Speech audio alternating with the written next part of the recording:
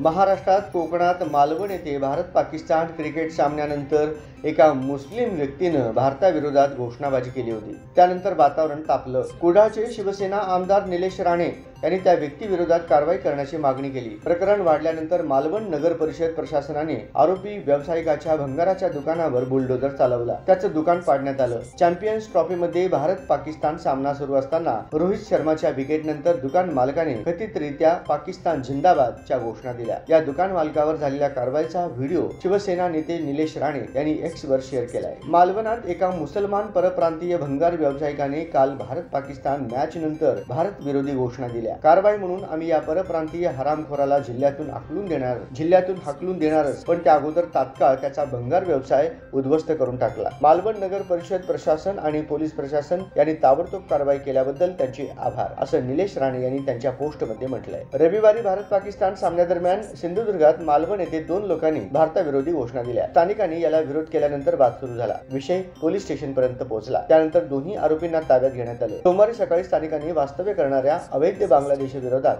बांगलादेशींविरोधात rally काढत कारवाईची मागणी केली। मालवणात एक मुसलमान परप्रांतीय भंगार व्यावसायिकाने